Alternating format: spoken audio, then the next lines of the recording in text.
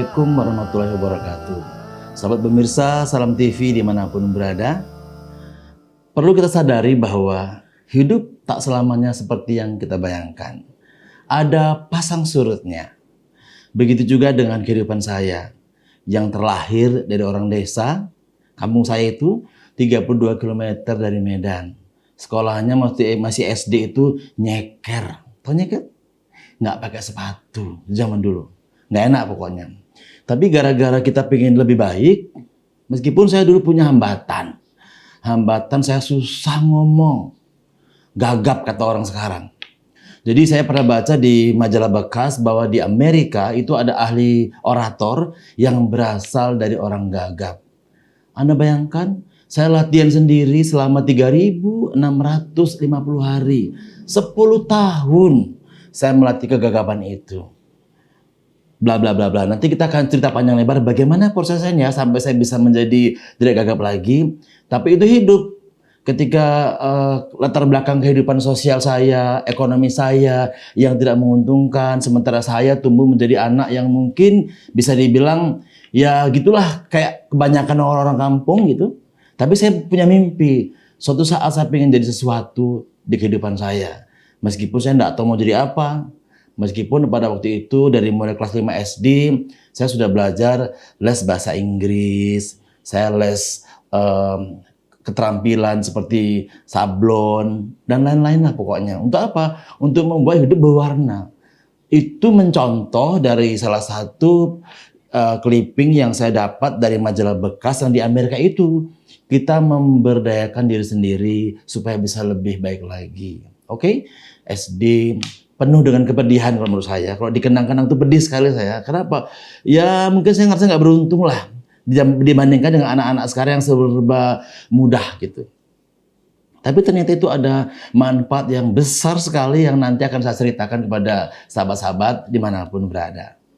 Nah ketika SMP memang waktu itu saya udah lumayan mempunyai sebuah kelebihan. Saya punya prestasi sedikit lah gitu. Sehingga di sekolah saya waktu itu udah rankingnya udah lumayan bagus lah, dapat 3 besar waktu tamat SMP gitu kan. Lalu saya SMA saya itu di Tanjung Pura, SMA Negeri Tanjung Pura, penuh kenangan Tanjung Pura itu. Betapa tidak? Saya kelas 1 SMA, waktu itu bapak saya meninggal di saya kelas 1 SMA, gitu kan. Saya ecek-eceknya mau belajar hidup lah gitu, realistis lah, kayak simbol lambang pramuka, cikal bakal yang bisa dilempar kemanapun hidup. Tanpa sepengetahuan orang tua saya ecek-eceknya tuh kos di Tanjung Pura. Sebagai anak muda, saya pengen hidup ngerasain gimana kos.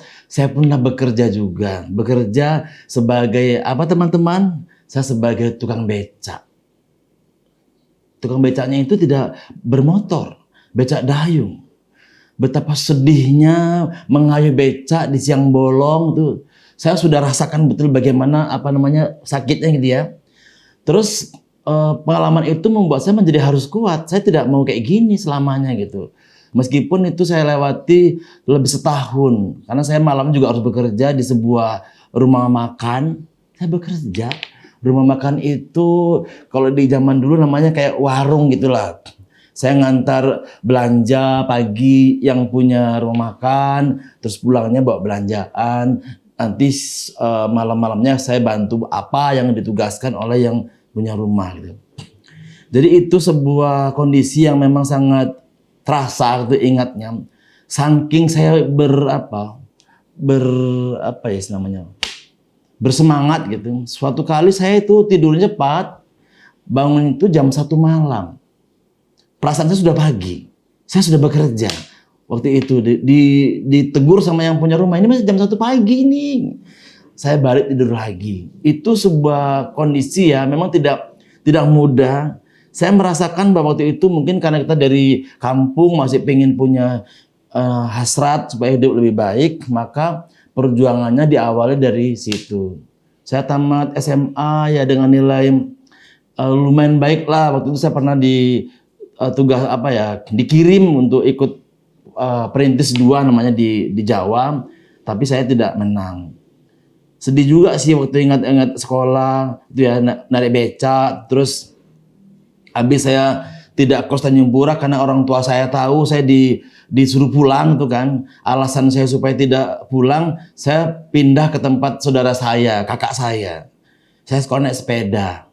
Pagi rame sekolahnya, siang panasnya minta ampun. Belum lagi ada yang iseng sepeda saya dikempesin. Saya masih ingat sampai sekarang wajahnya itu yang ngempesin sepeda saya. Pulang udah jam setengah 2. Bayangkan Tanjung Pura sampai ke Kampung Dondong itu jaraknya lebih 15 km. Terik nggak seperti sekarang banyak kendaraan.